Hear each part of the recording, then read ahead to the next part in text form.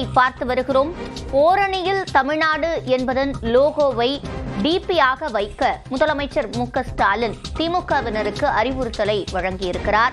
இது தொடர்பான கூடுதல் விவரங்களை செய்தியாளர் கோகுலிடம் கேட்கலாம். கோகுல், விவரங்கள்.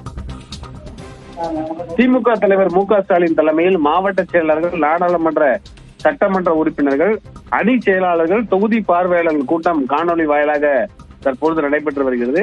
ஒவ்வொரு வீடுகளுக்கும் நேரில் சென்று பரப்புரை மேற்கொள்ளும் ஓரணியில் தமிழ்நாடு இயக்கம் தொடர்பாக முதலமைச்சர் இந்த கூட்டத்தில் ஆலோசனைகளை வழங்கி வருகிறார். உடன்பிறப்பே வா நிகழ்ச்சி மூலம் இதுவரை 24 தொகுதிகளின் நிர்வாகிகளுடன் 1-to-1 சந்திப்பை நடத்தியிருப்பதாகவும் முதலமைச்சர் பேசியிருக்கிறார்.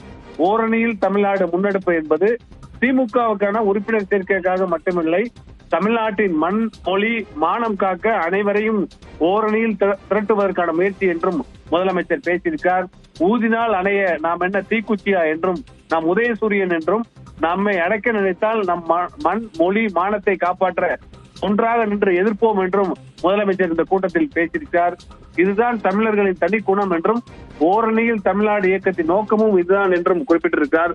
வாட்ஸ்அப், பேஸ்புக், இன்ஸ்டாகிராம், ட்விட்டர் உள்ளிட்ட அனைத்து சமூக வலைதளங்களிலும் ஓரணியில் தமிழ்நாடு என்ற காமன் டிபியை பயன்படுத்துமாறும், அதை கட்டாயமாக பயன்படுத்த வேண்டும் என்றும் நிர்வாகிகளுக்கு முதலமைச்சர் அறிவுறுத்தியிருக்கிறார்.